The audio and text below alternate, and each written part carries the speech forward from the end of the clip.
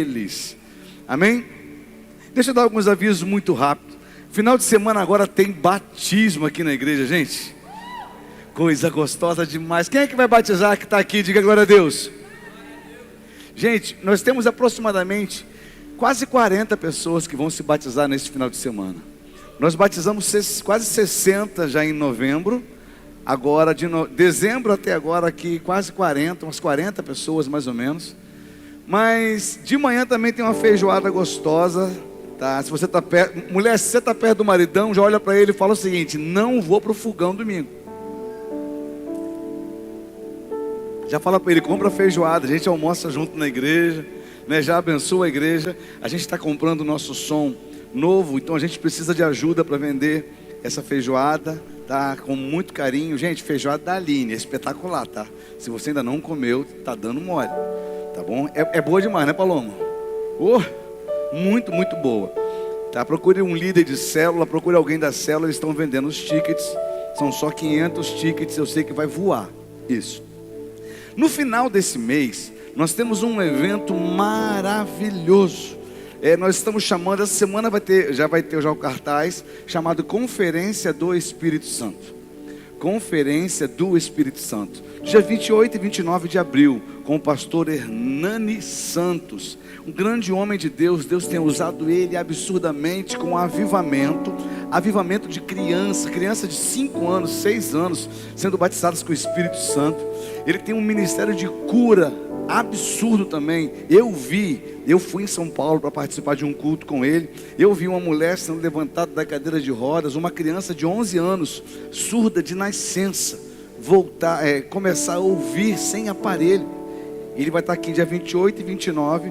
Eu já tenho pessoas de Resende me ligando, Volta Redonda, São José dos Campos. Já tem gente de Teresópolis, gente do Rio ligando: pastor, estou indo para Angra.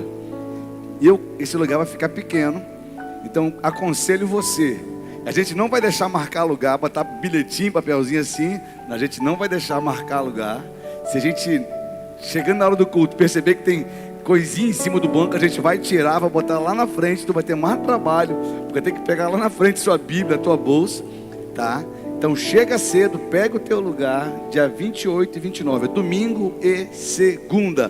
O pessoal está me perguntando: pastor, quanto que é? 0800, é um evento livre, 0800, tá? Para quem quiser, para quem gosta do tema e para quem quer buscar a presença de Deus de um jeito especial. Conferência do Espírito Santo. Amém? Bem, o tema da mensagem de hoje é um Deus que não envelhece. Um Deus que não envelhece. Eu te confesso, ouvindo o carro hoje, falando para minha esposa, para minha filha, que ao colocar essa mensagem, ao digitar essa mensagem, teve um momento que eu tive que parar, que eu comecei a chorar absurdamente. Porque antes da mensagem falar o teu coração, ela fala o meu coração. E o que você recebe, eu também recebo. E hoje eu chorei absurdamente, digitando, escrevendo essa mensagem. E eu peço que, do jeito que o Espírito Santo falou o meu coração, que ele possa falar o teu coração hoje. Então, vamos fazer um acordo? Não se disperse com nada. Absorva tudo que o Senhor tem para você esta noite. A mensagem está aqui no meu coração. Arranque esta mensagem daqui, ore e fale: Senhor, que ele flua. Eu preciso daquilo que o Senhor deu ao coração do seu filho. Eu preciso receber desta mensagem hoje. E pensando nesta mensagem, de repente você está estranhando um leão e um senhor de idade. Você vai entender ao longo da mensagem. Mas pensando nessa mensagem, vieram algumas perguntas ao meu coração. Dentre as perguntas que vieram, uma delas me marcou muito, que diz assim: por que os nossos heróis, eles envelhecem? Por que os nossos heróis envelhecem? Porque pessoas que amamos, que vivemos a vida com tanto vigor, que fez parte da nossa história, por que essas pessoas que a gente olhava, tinha como referência, tinha como alguém que a gente desejava estar junto, a gente fazia loucura para estar perto, por que essas pessoas envelhecem? Eu não sei se você já pensou algo similar a isso, sobre as pessoas que fizeram parte da sua juventude. que curtiram com você talvez loucas aventuras, viveram momentos incríveis que marcaram a tua vida. Porém, hoje, quando você as vê, você percebe que a força e o vigor que elas tiveram um dia já não fazem mais parte da sua realidade. Alguém conhece gente assim? Deixa eu deixar mais claro para você. Hoje meu pai não está mais aqui, mas meu pai sempre foi o meu herói. Quando meu pai tinha uns 25, 20 e poucos anos, meu pai ele foi vice-campeão carioca de halterofilismo e fisiculturismo. Meu pai era muito forte. E foi modelo na Academia de Belas Artes, no Rio de Janeiro. O pessoal que fazia anatomia ia lá para estudar a musculatura nele. Ele se exibia para o pessoal poder estudar os músculos. E ele era alguém muito forte. Mas quando eu conheci meu pai, ele já tinha 40 e poucos anos. 50 anos. Quase 50. E quando eu me dei por si, e eu fui entender, meu pai já estava com 50 e pouquinho, 52, um pouquinho mais velho que eu. Mas eu via o meu pai trabalhando no final de semana, em casa. E eu lembro de algumas cenas absurdas que a gente tinha um fogão de lenha e minha mãe dizia, eu tenho que arrumar lenha. Eu lembro de uma cena do meu pai vindo do meio do mato com um tronco agarrado aqui em cima assim, descendo assim, um morro assim, jogando no quintal e pegando o machado e torando aquilo tudo. E era meu herói, cara. Aí quando eu comecei a achar que eu era alguém, né? Adolescente assim, eu olhei, pai, eu quero ser forte com você. Eu lembro que tinha uma barra de ferro em casa. E ele falava, olha, a gente não tem nada aqui para malhar, mas eu vou te ensinar. E eu lembro dele me ensinando algumas coisas de academia. Eu na varanda de minha casa brincando, eu tinha 12 anos com meu pai. E eu via ele, eu vi umas fotos dele esses dias, um coroa muito forte.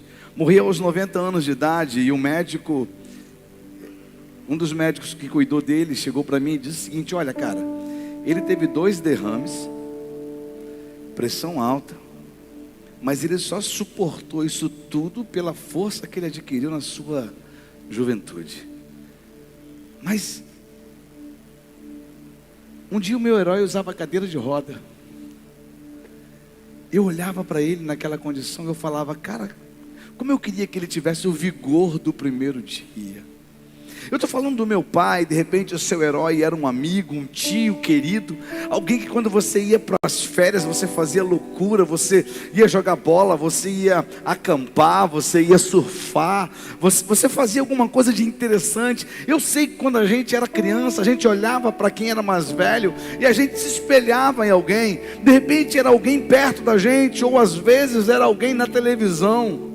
Você olhava, cara, eu gosto desse herói, eu gosto desse filme, eu gosto desse ator. E hoje quando você olha o ator que você gostava, alguns já morreram, outros estão totalmente fora de forma, muitos estão fracos. Heróis que fizeram parte da sua vida, da sua família, hoje estão debilitados. A gente olha para nossa mãe, olha para o nosso pai. E quem cuidava da gente, hoje é cuidado pela gente. Se a gente pudesse restaurar o vigor. Não é verdade? Se a gente pudesse dar vida para essas pessoas novamente. Se a gente pudesse fazer com que elas voltassem no tempo e tivesse o vigor da nossa juventude, só para a gente poder aproveitar tudo de novo. Certamente a gente faria, não é verdade? E se faria? Eu sei que você, eu sei que você está ouvindo isso e alguns nomes estão vindo na sua cabeça. Mas eu não sei se você consegue entender que você está indo pelo mesmo caminho. Você está passando pelo mesmo processo. Porque um dia você vai se tocar que algumas pessoas te olhavam como heróis hoje. Tem gente olhando para você e dizendo: cara, é muito bom. É muito bom quando eu estou com ele, é muito bom quando eu estou com ela. Diz para quem está perto: você é herói de alguém.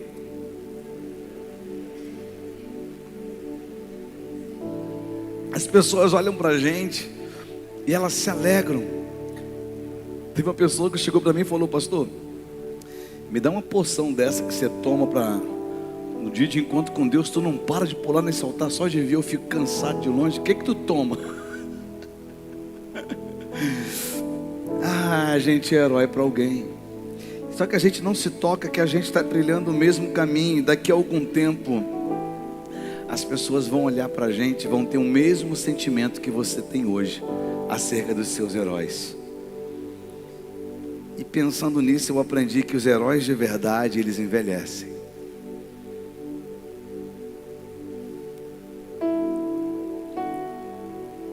Mas eu vim aqui hoje para te dizer uma coisa. O seu Deus não é um herói. Ele é Deus. Ele é eterno. Ele é absoluto. Ele é todo poderoso. Ele é o alfa. Ele é o ômega. Ele é o princípio de tudo. E ele é a finalidade de todas as coisas.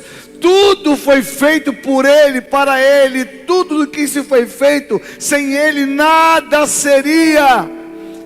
O seu Deus não envelhece. Ele é poderoso, Ele é todo poderoso. Ele é o mesmo Deus. O Deus que libertou o povo do Egito. O Deus que levantou Davi. O Deus que deu Jesus, que ressuscitou, o Jesus ressuscitado. Ele é o mesmo Deus, Ele não muda. Ele tem o mesmo poder de outrora. Ele é Deus. Até que ponto você acredita nisso? Até que ponto você crê nisso? Repete assim comigo: meu Deus não envelhece. Eu quero ler com você um texto bíblico que está no livro de Isaías, no capítulo 64. Versículos 1 a 4. Coloca na NVT, por favor. Isso. De 1 a 4. Quem dera abrisse os céus e descesses, os montes tremeriam em tua presença, assim como o fogo faz a lenha queimar e a água ferver. Tua vinda faria as nações estremecerem.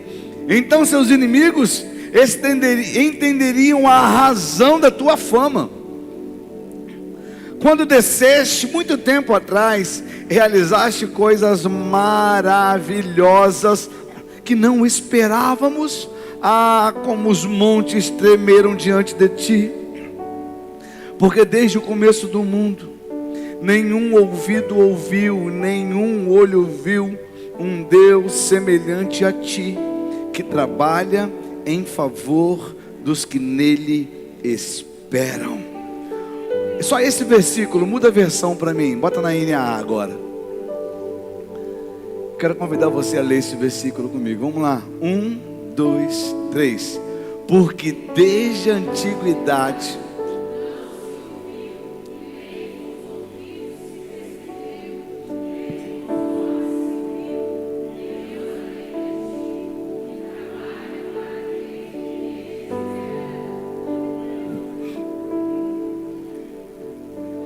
tem alguém esperando no Senhor hoje? Enquanto você espera Ele, olha o que o texto diz. Enquanto você espera Ele, Ele está fazendo, filho. Ele está fazendo. Deus está fazendo. Porque se você tivesse que fazer aquilo que só Ele pode fazer, você seria Deus e talvez nem precisaria dele. Ele está dizendo para você hoje: confie em mim, descanse o seu coração, porque enquanto você espera, eu trabalho. Deus, eu te agradeço, Pai, por essa mensagem hoje que o Senhor nos dá. Peço que o Senhor Me dê condições de compartilhar a tua igreja hoje aquilo que o Senhor tem por propósito. Pai, encontre em cada coração um lugar seguro para repousar esta mensagem. Que os teus filhos recebam, absorvam, entendam aquilo que o Senhor tem para cada um deles nesta noite. Em nome de Jesus, amém e amém. Essa história, no livro de Isaías, eu gosto muito desse livro de Isaías, porque esse livro conta um momento incrível que o povo de Israel viveu. Um tempo antes do cativeiro, durante o cativeiro, depois do cativeiro. Nesse momento, no capítulo 64, é um capítulo que eles saíram do cativeiro, estão voltando para casa, eles estão reconstruindo a cidade que foi devastada. Num outro texto, Neemias está reconstruindo os muros, Esdras está ajudando a refazer o templo, mas aqui Isaías está contando a história do coração do povo, dando palavras para o coração do povo. É um momento de reconstrução de toda a nação. Gente, construir alguma coisa é bom demais, mas reconstruir é um misto de sentimento de derrota com vontade de fazer, e às vezes no meio do caminho nosso coração ele fica confuso de alguns sentimentos. Eu não sei se você já teve a oportunidade de reconstruir algo, porque quem reconstrói, eu não estou falando de ampliar, eu estou falando de reconstruir, porque reconstruiu porque foi derrubado, reconstruiu porque deu errado, reconstruiu porque não serve mais. E para você reconstruir, primeiro alguma coisa teve que acontecer para destruir, e o sentimento diante da destruição, para muita gente é um sentimento muito ruim. É uma empresa que começou e não deu certo e faliu, é uma família que começou e não deu certo e se separaram, é um emprego que começou e não deu certo e foi demitido, é um ministério que começou e não deu certo e a pessoa acabou com tudo. Esse sentimento de reconstrução para alguns é um misto de sentimentos, bons e ruins. Mas no coração deste povo, quando Isaías dá essa mensagem a este povo, o profeta ele começa a lembrar de feitos que o Senhor havia construído no passado. E a visão que ele tem acerca de Deus é uma visão incrível, absurda. A visão que ele tem acerca do poderio de Deus, dos grandes feitos de Deus, é absurda, porque ele começa o texto dizendo: quem dera abrisses os céus e descesses aos montes, eles tremeriam em tua presença, assim como o fogo faz a lenha queimar e a água ferver, a tua vinda fariam as nações estremecerem. O profeta ele começa a dizer como seria se o Senhor decidisse estar presente visivelmente no meio do seu povo. Esse povo ele está voltando para recomeçar tudo que havia sido derrubado. Esse povo está voltando para dar um novo sentido na sua vida. Esse povo está voltando para ser feliz de novo. E quando Isaías escreve esse início de texto, quando ele diz: ó, se fendesse os céus e descesses, eu imagino um gemido de esperança dizendo: Senhor, eu anseio, eu espero que o Senhor faça novamente. A visão do passado para o profeta reflete claro que Deus é grandioso, majestoso, glorioso e poderoso para fazer mais uma vez. O texto declara no verso 4 que nunca na história existiu um outro Deus que se manifestasse em favor do seu povo. A primeira coisa que eu quero compartilhar com vocês na noite de hoje, eu vou falar. Às vezes a gente prega dizendo o que você deve sentir, o que você deve esperar. E quando deu essa mensagem, o Senhor falou: pregue aquilo que você sente, aquilo que você espera. Então eu estou abrindo o meu coração esta noite para você. E eu estou dizendo que a primeira coisa que eu quero compartilhar é que eu anseio pela manifestação da sua presença. Eu aguardo, eu espero, de verdade, eu espero e eu oro para que essa presença se manifeste. Eu oro para que esta presença, ela venha com um peso de glória muito grande sobre a minha casa, sobre esta igreja, sobre esta cidade, sobre cada rua desta cidade. Eu anseio por isso. A história, ela está repleta de manifestações da presença de Deus. A história está repleta disso. Quem já teve o privilégio de ler aquele livro Caçadores de Deus, tem um outro chamado Descobridores de Deus, muito bom.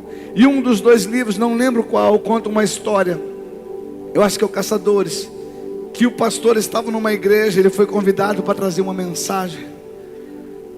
Ele estava aguardando a vez dele de pregar. Ele era um pastor convidado. E de repente a glória do Senhor, ela veio sobre a igreja.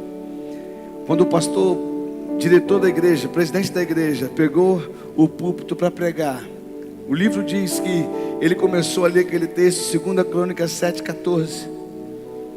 Quando ele terminou de ler, a glória do Senhor desceu naquele lugar numa forma de relâmpago, fez um estalo, pau! O púlpito rachou no meio, o pregador caiu para trás, mas não foi morto. A glória do Senhor veio sobre aquele lugar e foram ver o pregador. Ele estava lá cheio da presença de Deus. Levaram ele para uma salinha, para o gabinete. E de repente, as pessoas na igreja começaram a se ajoelhar e começaram a clamar por arrependimento. Eu me arrependo. Era um domingo, 8 horas da manhã. E o culto, as horas foram passando, o culto não acontecia, a presença do Senhor era suficiente. Todo mundo que ia lá ver o pastor não voltava, até que o pregador decidiu ir lá ver o que estava acontecendo.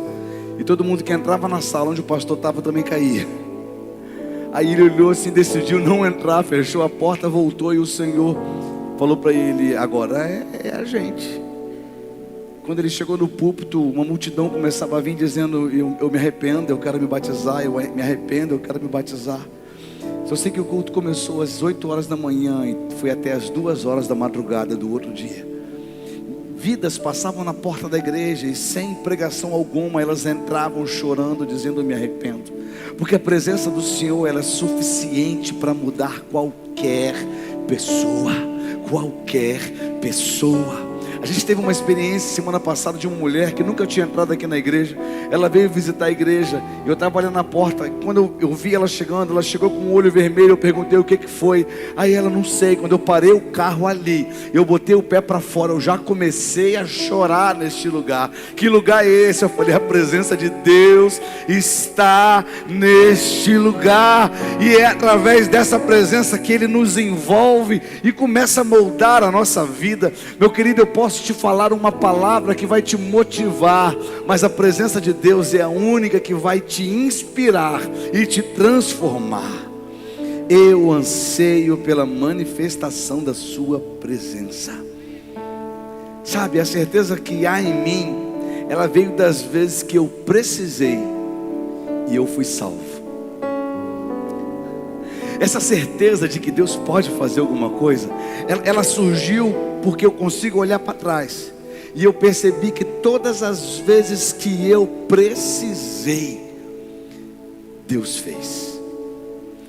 Tem uma frase que eu converso muito com minha esposa. Eu digo: Deus nunca desamparou a gente. Não vai ser agora que isso vai acontecer. E Deus, de um jeito absurdo, fez e tem feito na nossa vida. A pergunta que eu quero fazer a você é: será que você tem memória curta ou memória longa? Será que a tua memória, ela vai só até o dia de ontem? Ou você consegue lembrar das vezes que você orou, que você pediu e Deus atendeu a tua oração? Quem já teve resposta de Deus na sua vida, que levanta sua mão?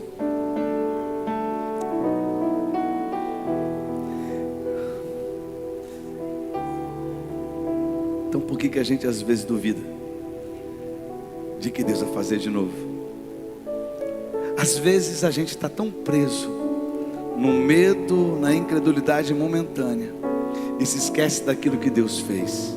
O que Isaías estava dizendo era lembrar dos feitos que Deus fez no passado, porque ele disse: olha, se você fizesse novamente, se você se derramasse novamente, se você agisse novamente. Pastor, mas o que isso tem a ver com heróis? Alguns confiam em carros, outros confiam em cavalos, mas eu decidi fazer menção do Senhor, eu decidi confiar no Senhor, eu decidi acreditar no Senhor. Sabe por quê? Porque quando o Senhor se revela, todo o cenário se transforma. Quando Deus diz: eu estou aqui contigo, o inferno treme, ele tem que sair, ele tem que bater em retirada. Aprenda uma coisa: quando um rei no passado, ele ia para uma disputa, ia para uma batalha, e quando ele vencia, a cidade esperava o retorno do rei. E como era o retorno? O rei entrava a cavalo, mas o seu inimigo, o seu oponente, o rei capturado, ele vinha amarrado, ele vinha sendo arrastado, e ele vinha sendo apresentado como um despojo de guerra. O rei vencedor chegava dizendo: eu venci a batalha, ele nunca mais vai oprimir vocês, ele nunca mais vai ameaçar vocês. Passamos agora de uma Semana Santa maravilhosa. Quem é que vem na Semana Santa? Dá uma glória a Deus. Gente, que final de semana incrível. Na sexta-feira, aquele momento da cantata foi incrível. É a sexta da paixão, quando Cristo ele é crucificado. Mas no sábado de silêncio. Para a gente é um sábado de silêncio, mas Jesus não fez silêncio. A Bíblia diz que ele foi lá no inferno e ele proclamou libertação aos cativos que estavam lá. Ele tomou a chave da morte da mão do diabo. E um outro texto diz que ele colocou um anzol no seu nariz, uma trava no nariz.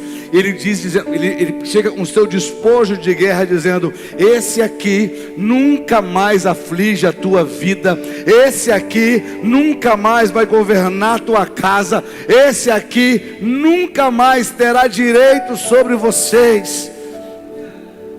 Eu imagino Jesus vindo com o seu despojo de guerra, tendo Satanás como vencido, como derrotado.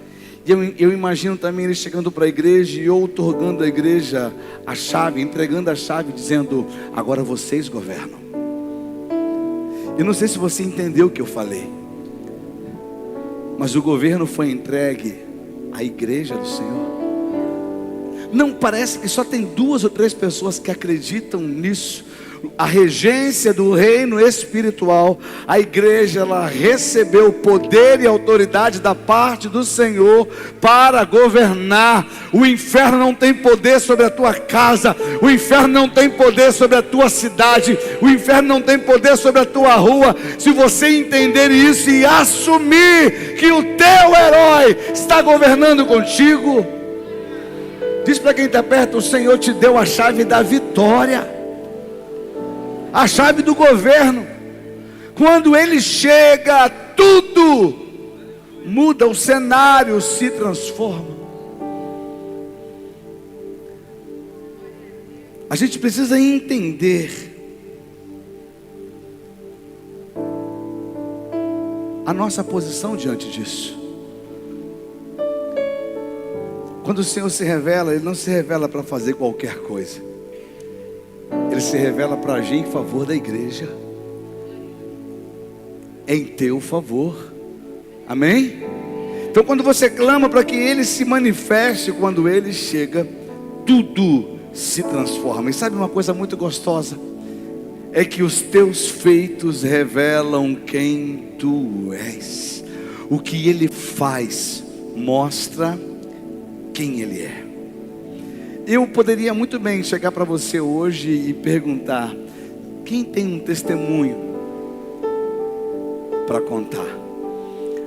Algo que as pessoas olhavam e diziam: olha, é impossível, pode deixar para lá, não vai acontecer, está encerrado, já acabou as possibilidades.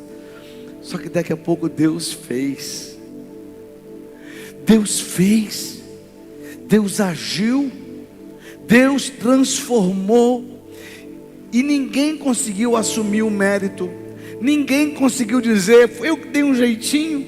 Ninguém pôde falar isso. A única palavra que tinha nos seus lábios é: Deus atendeu a minha oração. Deus fez em meu favor. Deus age. Deus age. Sabe o que às vezes está faltando? São pessoas dispostas a crer que Ele faz. Eu estava vendo hoje um testemunho da Carol, a Carol que está aqui na igreja, que está lá no Dunamis como missionária. Eu estou num grupo de WhatsApp que ela manda as atualizações e tal. E hoje ela compartilhou um vídeo muito interessante de uma jovem que estava lá com eles. E uma pessoa chegou para ela e falou: eu posso orar por você? E ela falou: mas eu não tenho nada. Não, deixa eu orar por cura. Não, mas eu não tenho doença nenhuma. Não, mas deixa eu orar por cura. Eu senti com vontade de orar por cura por você. E ela: mas eu não estou doente. E aí a pessoa: mas você usa óculos.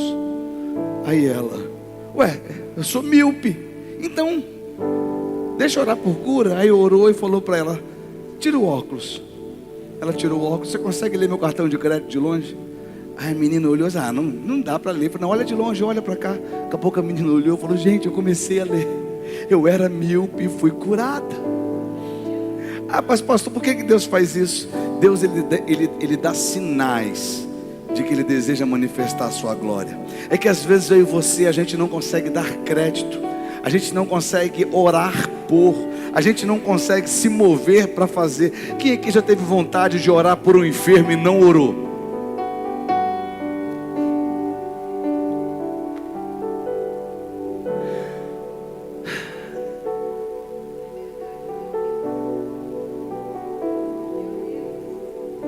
A pessoa está sofrendo até hoje, porque um filho de Deus não se manifestou. Sabe por que a gente não ora? É porque a gente acha que o poder é nosso, e é a gente que faz.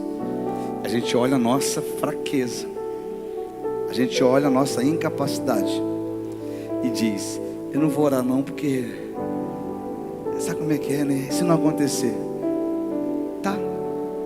Se não acontecer, ela vai permanecer como está. E se acontecer? E se acontecer? Ela vai ter um testemunho para contar de que ela estava orando e Deus enviou alguém para falar: assim diz o Senhor. Teus feitos revelam quem tu és. O que Deus faz mostra quem Ele é, não é quem você é. Por isso que é interesse de Deus fazer, para manifestar a glória dEle. E quando Deus faz, nós reconhecemos que foi Ele que fez. Quando Deus faz, até você que orou, você diz: cara, foi Ele quem fez. Quantas vezes a gente orou por enfermos e Deus fez. Cara, hoje Deus me deu um testemunho da loja que a gente tinha. A gente não ficou rico na loja não. A gente comeu o pão de cada dia naquela loja. Mas em compensação a gente viveu tanto milagre naquele lugar, que a gente achava incrível, porque não eram orações orquestradas com fundo musical, com grandes moveres. No começo eu até orava muito, mas teve dia que eu já chegava. Uma vez chegou uma menina lá com um problema no coração, e ela estava falando baixinho. E eu cheguei perto dela e eu falei: deixa eu fazer uma pergunta. Por que você está falando baixinho? Aí ela: eu tenho um problema grave no coração, que eu não posso fazer esforço, não posso falar alto, e eu tenho que falar baixinho. Aí eu cheguei para ela: mas você veio aqui para olhar CD por quê? Ela: porque eu cantava na igreja e hoje eu não posso cantar mais, mas eu gosto de ouvir. Naquele dia o Senhor falou algo no meu coração. Eu falei: olha filha, Deus manda te dizer que a próxima vez que você for no médico, você vai ouvir dele que você foi curada. Aí ela começou a chorar. Eu falei: mas por que tu tá chorando, mulher? Aí ela: que depois de muitos meses eu consegui minha consulta para amanhã lá na Barra. Aí eu olhei para ela assim: eu creio que Deus vai curar a tua vida. Seja curada hoje, em nome de Jesus. Isso foi numa quarta-feira. Na sexta-feira a gente estava na loja e eu vejo uma mulher entrando, gritando na loja. Eu falei, que doida é essa? Você vê que apareciam uns doidos lá na loja de vez em quando. Eu falava, que doida é essa? Entrando na loja gritando.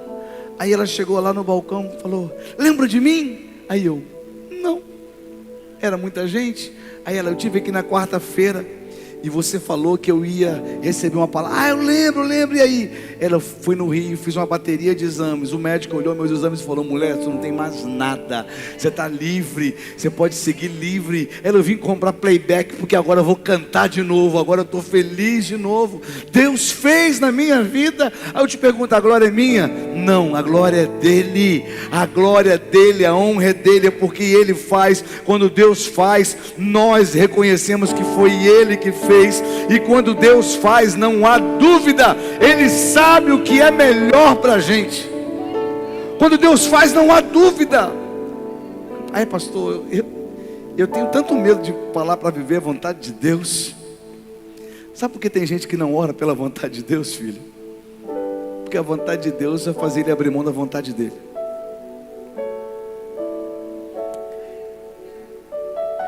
A vontade de Deus, ele vai fazer você abrir mão da sua vontade. Eu lembro da conversa que eu tive com Josué esses dias. E eu lembro quando você chegou aqui e você dizia assim, pastor, eu cheguei há pouco tempo aqui em Angra, e eu vim trabalhar aqui, mas talvez eu volte lá para o Rio das Ostras. Sabe, minha família está toda lá, eu gostei daqui. Só que daqui a pouco foi chegando, foi batizando, Lívia foi nascendo, as coisas foram acontecendo. Até que apareceu a grande proposta para a empresa dos sonhos lá. E quando seu pai falou contigo, você disse para ele, pai, eu estou feliz aqui onde eu estou. E a nossa conversa essa semana, você disse, pastor, eu estou muito feliz fazendo o que eu estou fazendo. Deus ele fez na minha vida, Deus fez na minha casa. Eu nunca esperava viver o que eu estou vivendo. Porque quando Deus faz, não há dúvida, ele sabe o que é melhor para você. A Bíblia diz que o coração do homem pode fazer planos, mas a resposta certa vem de quem? Faça planos, mas submeta a ele os seus planos, para que você um dia possa encher o peito. Eu não sei se você está pronto para dizer isso, mas eu vou colocar o próximo slide. Eu queria que você enchesse o peito de ar e lesse, falasse, amém? Pode colocar o próximo. 1, 2, 3.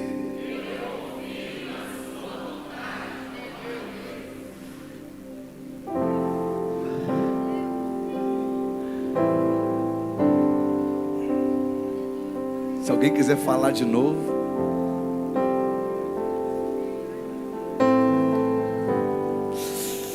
eu confio na sua vontade, ó Deus. Eu confio na sua vontade, ó Deus. Eu confio na tua vontade, ó Deus. Eu confio. A palavra do Senhor diz que a vontade do Senhor ela é boa, ela é perfeita, ela é agradável. A vontade do Senhor é fazer você feliz. A vontade do Senhor é dar um fim que você deseja. Jeremias 29:11 fala sobre isso. A vontade do Senhor é cumprir os planos dele na nossa vida. E às vezes a gente corre tanto da vontade dele. Eu já vi tanta gente dizendo assim, ai pastor, eu sei que Deus tem um chamado para mim, mas eu estou correndo. Deixa eu dizer uma coisa para você. Quando Deus fez você, ele fez você com um plano. Você acredita nisso? De verdade? Se ele fez você com um plano, ele escreveu a tua história. Acredita nisso?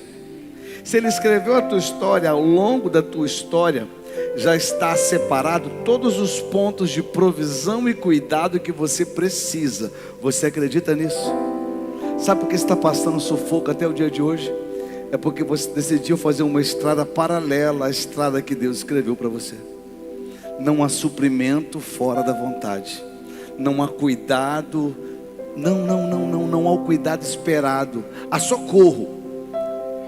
Mas a vida abundante só acontece quando a gente entende a vontade, quando a gente anda pelo centro da vontade de Deus, quando a gente caminha de acordo com a vontade de Deus. Eu confio na sua vontade, ó Deus. Sabe, eu fui visitar o Leandro ontem. Eu fui lá no hospital para orar com ele. E antes de entrar no hospital, eu conversei com o médico, e o médico foi muito sincero para mim. Falou o seguinte: o caso dele é gravíssimo. Gravíssimo. O coração dele funciona 18%. O caso dele é só um transplante. Mas para um transplante acontecer, ele precisa estar isento. O corpo dele precisa estar bem. Porque eles não vão transplantar um coração para um corpo debilitado. Mas o rim dele tinha começado a apresentar problemas de uma possível falência renal. O pulmão dele havia algumas possibilidades de uma infecção por fungo. Então o médico falou: olha, eu não dou muitas esperanças. Ele está aqui, e agora a gente está entrando com medicação. E ele olhou para mim e falou: o que a gente pode fazer, a gente está fazendo, mas é só um milagre. Eu olhei para ele e falei: mas é por isso que eu vim. Eu só vim aqui para orar, eu só quero colocar a mão na cabeça dele e orar. Eu creio em milagre, eu creio em milagre. Nós entramos lá no CTI, coloquei a mão sobre a cabeça dele, e a gente começou a orar por ele. Eu pedi a Deus, ele precisa de um transplante de coração. Eu sei que o Senhor pode fazer um coração novo. Dá um coração novo, limpa esse pulmão, regenera esse rim, diminui esse pâncreas, diminui esse fígado, mexe no intestino que está ruim, retira a bactéria. A gente orou, a gente colocou a mão e orou. O que a gente fez pelo Urivelto aqui na igreja, eu fui lá fazer pela vida do Leandro. E depois que eu acabei, eu olhei para o médico que estava me acompanhando, falei para ele: você acredita em milagre? Aí ele: eu já vi muita coisa diferente. Eu falei: mas você nunca viu um coração ser colocado no peito sem que o peito seja rasgado, né? Aí ele: não. Eu falei: eu acredito em milagres. Vamos continuar orando pela vida dele. A minha função, a tua função é orar até que as coisas aconteçam. Porque se for da vontade de Deus glorificar o nome do Senhor na restauração do Leandro, Deus vai fazer. Agora, se Deus decidir levar o Leandro, eu vou ficar pela última conversa que eu tive dele, onde ele disse: pastorzão, eu estou vivendo o melhor momento da minha vida. Deus está comigo, então não há o que ter medo. Eu lembro quando ele chegou na igreja aqui apavorado, quebrado, sofrido, e Deus não salvou só a vida dele, não, salvou a família toda dele, da esposa dele. Eu creio num Deus que faz milagres. Senhor, eu confio na sua vontade, ó Deus. A gente precisa confiar que a vontade do Senhor é boa, porque se Ele fizer, Ele é Deus. Se Ele não fizer, Ele continua sendo Deus. A história da humanidade não é sobre mim, é sobre Ele.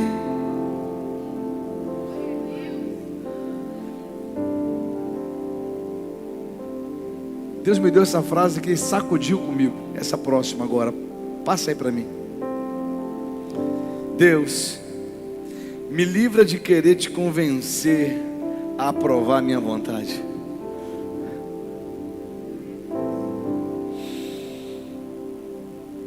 Deus, me livra de querer te convencer a aprovar a minha vontade.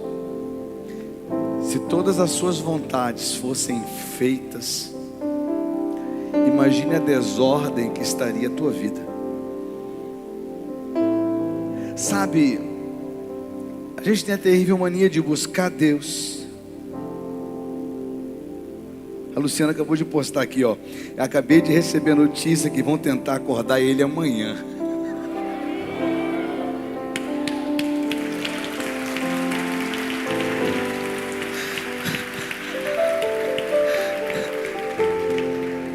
Deixa Deus fazer. Ele ficou apagado meia hora, gente. O coração dele parou, tentando reanimar ele por meia hora, e ele voltou. Aí deram sedativo no máximo para ele, para induzir o coma. Chegaram de noite lá, quando o Josemã chegou no quarto para ver ele, falou: e aí, Leandro? Ele, pum, ele abriu o olho, aquele bichão grandão, dopado até o extremo, abriu o olho com sedativo. Tiveram que acordar, apagar ele de novo, porque estava muito recente. Eu sei que tem tanta vida nessa vida. Deus, me livra da minha vontade de querer te convencer a aprovar a minha vontade. Me livra disso. Sabe, a gente tem feito orações para Deus ressuscitar coisas que Ele matou. Que isso, pastor? Tem coisas na minha vida e na sua vida que Deus fez questão de acabar, de retirar. E às vezes eu e você, a gente está fazendo oração para aquilo voltar. E Deus falou: não vou fazer, filho, foi eu que tirei. Estava te levando para perdição, estava te levando para desgraça. Não fazia parte do meu plano para a tua vida, para esse próximo nível. Às vezes eu e você, a gente se comporta igual criança. Deus quer levantar a gente para um outro projeto, para uma outra história, para um outro momento. E a gente quer viver num tempo antigo, num momento antigo, numa história antiga. Diz para quem está perto de você: vira a página da sua história. Vira, acabou.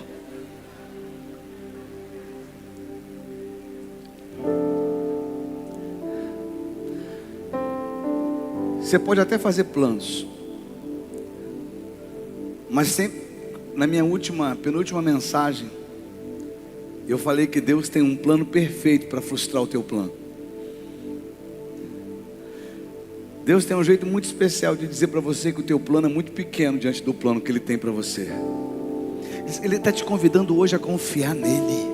Ele não está te chamando para você viver na inércia. Ele está te chamando para viver na dependência dele. Ele não está te chamando para viver estagnado. Ele está te chamando para caminhar, para confiar no que Ele está fazendo. Quando nós começamos a igreja, você está vendo tudo isso que está acontecendo aqui. De repente você pensa: nossa, que legal, mas já começou grande. O sonho de Deus começou grande. A minha fé foi crescendo à medida que as coisas foram acontecendo. Eu lembro que quando nós começamos, a gente tinha desafios absurdos. E os financeiros eram loucos, igual esse agora que a gente está vivendo do som, né? A feijoada, vendendo a feijoada, a gente paga o som que eu estou orando durante um ano. Deus, a gente precisa. Se a gente vender a feijoada toda, acabou, a gente paga o som à vista. Sabe por quê? Porque tem um povo que já falou: pastor, conta comigo, eu estou investindo. Tem gente que me procurou e falou assim: pastor, a gente vai ajudar, a gente vai contribuir. E lá atrás era um sonho, hoje é uma realidade. Eu falei: Senhor, obrigado, porque o Senhor está me fazendo sonhar e acreditar mais uma vez, porque eu achei que não ia conseguir. E lá atrás eu ouvi uma palavra dizendo o seguinte: olha, pastor não pode caminhar sem fé.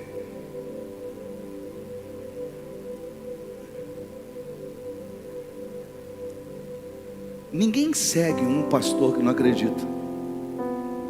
Sabia disso? Ninguém segue. Uma vez teve uma ilustração que eu vi uma vez, de uma igreja que ficava de frente de um circo. A igreja ficava vazia e o circo ficava lotado. Acabava o culto, o pastor ia para a porta da igreja olhar a porta do circo. Aí um dia o dono do circo encontrou o pastor e foi lá conversar com ele e falou: você deve estar bolado aí, né, pastor? Aí o pastor olhou assim, pensativo: não, mas eu sei. Você deve ficar pensando: por que a tua igreja está vazia e o meu circo está cheio? Ô pastor, te confesso que eu estou pensando exatamente isso. Ao dono do circo: é muito fácil responder isso. É que você está pregando a verdade achando que é mentira. E eu prego a mentira afirmando que é verdade. Quando eu li essa história muitos anos atrás, isso mexeu comigo absurdamente. Porque, cara, se eu não cresce naquilo que eu estou pregando aqui, eu não deveria pregar. Então hoje, quando aparecem possibilidades de orar por alguém, fala: cara, vamos orar agora, vamos profetizar agora, vamos fazer agora. Porque se Deus decidir fazer, Ele vai fazer. E não é por minha causa, é por causa da sua misericórdia. Sabe, o Deus que me formou, Ele me fez com um propósito, e sabe muito bem como conduzir a minha história. Deus sabe o que fazer com você, cara. Deus sabe como tratar você. Deus sabe como conduzir a tua vida. Agora Ele não quer que você viva naquela posição de que Ah não, então já que Deus sabe como conduzir, eu não vou fazer nada, eu vou acordar tarde, eu não vou estudar, eu não vou trabalhar. Ei, levanta cedo, vai ganhar a vida. Vai trabalhar, vai estudar, vai se capacitar, dê o seu melhor, mas sempre confiando em Deus, acreditando em Deus, crendo que é Ele quem está te chamando para fazer. Deus não tem parte com o filho preguiçoso, mas Deus Ele está interessado em cuidar daqueles que decidiram viver uma vida abundante. Olha, deixa eu concluir para você essa história. Existirão momentos na sua vida onde as coisas fugirão do seu controle, mas com certeza estarão debaixo do governo de Deus. Deus não perde o controle. E são nesses momentos que nós buscamos em nosso interior algum resquício de fé. Quando as coisas fogem do seu controle, você começa a olhar dentro de você e começa a buscar um resquício de fé para acreditar que as coisas podem mudar. Se não fosse essa diversidade, a Lu está participando com a gente aqui, mas se não fosse essa diversidade que a Luciana e o Leandro estão passando, a Luciana no seu dia a dia, ela estava fazendo cílios, que é o que ela ama fazer, dando palestra. Ela começou a ser convidada para dar palestra agora, e ela falou: pastor, é um desafio. Mas sabe onde ela está? Ela está lá no hospital, dizendo: eu creio.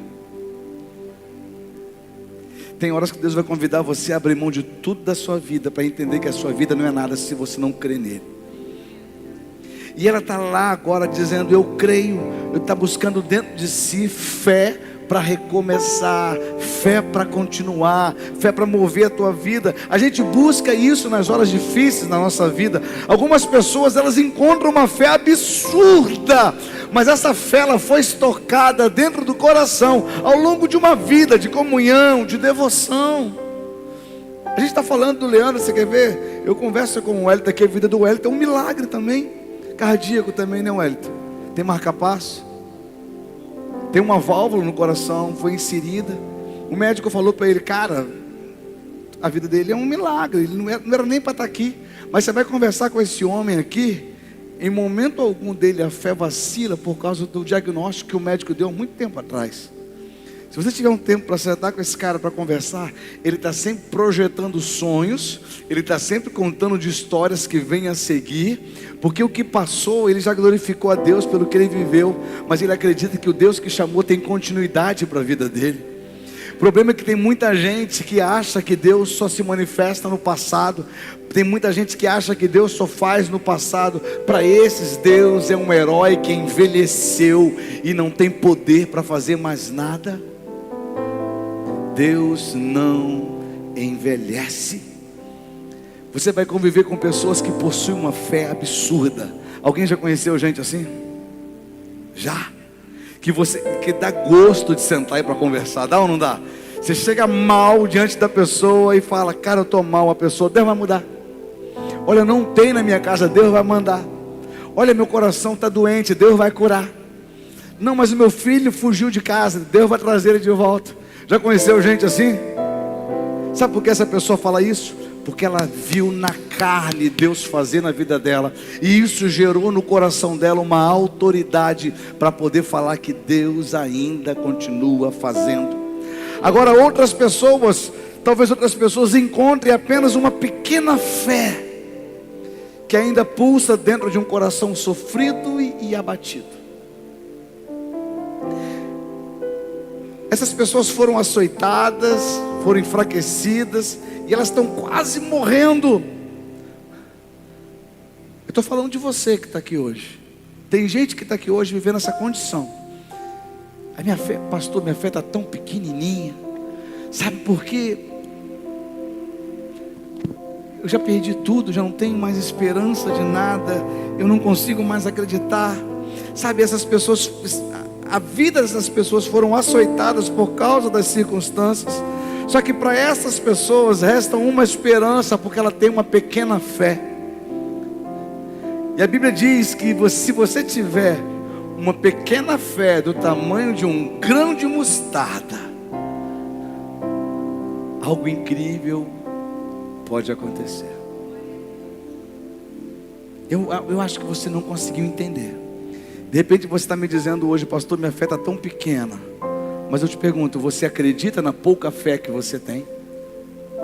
Porque se for pequena e você não usar, não serve de nada. Agora, se for pequena e você ainda acreditar que Deus pode fazer, apesar de ser pequena, a Bíblia tem um texto que diz que você pode dizer para aquele monte: vai para o mar, e ele vai. Só que tem um outro grupo de pessoas. A gente consegue perceber que existem aqueles que não possuem fé nenhuma e já decidiram entregar sua vida a uma condição infernal de aprisionamento a essas pessoas. Aprisionamento. Antes de continuar a leitura, deixa eu contar uma coisa para você.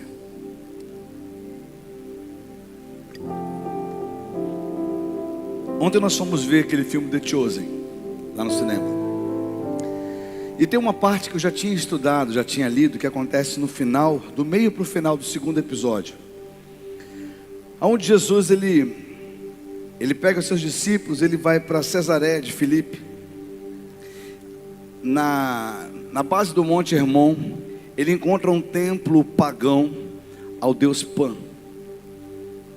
E nesse templo havia uma cultura, havia um pensamento místico acerca desse templo. Pan, ele era neto pela mitologia grega, ele era neto de Zeus. E ele, na mitologia grega, ele era um homem, ele era alguém que tinha um corpo de bode com peitoral de homem. E ele exigia sacrifícios de cabra. E esse deus Pan, havia um culto à fertilidade sobre Deus Pan. Então era um templo onde tinham orgias, onde tinham sacrifícios de cabra. Mas o templo maior deles era construído num buraco, no Monte Hermon, que tinha uma cachoeira. E a crença dizia que após a cachoeira havia um acesso ao submundo. Havia um acesso ao mundo dos mortos. Eles chamavam desse lugar de porta do inferno. O acesso ao mundo dos mortos, porta do inferno. Nesse momento, Jesus e seus discípulos começam a falar da grandeza do reino de Deus. E Jesus pergunta para os seus discípulos quem ele era, o que as pessoas estavam dizendo. Pedro se manifesta dizendo: tu és o Cristo, o Filho do Deus vivo. E Jesus fala: olha Pedro, o Espírito de Deus te revelou isso que você está falando, você é pedra. Só que Jesus, ele usa essa condição. E uma outra religião pegou Pedro como fundamento, dizendo que o evangelho foi feito em cima de Pedro. Não é isso que a Bíblia diz. O filme The Chosen até relata algo sobre isso. Mas o que Jesus estava dizendo é que sobre o fundamento da igreja, sobre aquele pensamento que ele estava dizendo para os discípulos, sobre este fundamento, sobre esta palavra, estaria sendo edificada a igreja do Senhor. E ele dizia o seguinte: as portas do inferno, esse lugar de acesso de morte, eles não vão conseguir segurar a igreja, porque a igreja vai entrar lá, a igreja vai retirar quem está cativo. A função da igreja é ter fé suficiente para aquele que ainda não conseguiu ter fé. Aí eu continuo dizendo, hoje aqui neste lugar tem um grupo de pessoas que não tem fé nenhuma. Entrou aqui dizendo: eu não consigo acreditar que pode mudar, eu não tenho aonde me segurar. Para essas pessoas, Deus tem levantado a igreja dele nesse tempo, outorgada de poder e autoridade, para destruir as portas que te aprisionam e para te resgatar para o reino do Filho, do amor de Deus. Foi dado à igreja essa autoridade para resgatar aquele que não tem fé, para que Deus produza fé no seu coração. Se você não tem fé suficiente para lutar, existe uma igreja pronta, disponível, que crê e está pronta para lutar com você, em nome do Senhor. E por mais que você tenha vivido uma vida percebendo que os seus heróis envelheceram, e aqueles que podiam fazer algo para te levantar e para te salvar, já não tem mais poder para isso, saiba de uma coisa: Deus não muda, Deus não envelhece, Deus continua o mesmo. Ele foi o mesmo ontem, Ele é o mesmo hoje e nunca perderá o seu poder e autoridade. O Deus que fez uma vez tem poder para fazer de novo. A pergunta que você precisa responder hoje é: quem é o seu herói? Quem é o seu Deus? Em quem você deposita a tua fé e a tua esperança? Deus não é um amuleto para ser procurado em caso de necessidade. Deus é Deus, e todos os dias da sua vida Ele quer dirigir seus passos, quer te tomar pela mão direita e falar: eu sou contigo. Isso é um privilégio. O problema de viver esse privilégio é que Deus não aceita dividir a glória dele com ninguém. O problema desse privilégio é que se você decidir estar com Ele, você vai ter que abrir mão dos caminhos que te levam para longe dele. Aí você vai dizer: pastor, isso para mim vai ser tão difícil.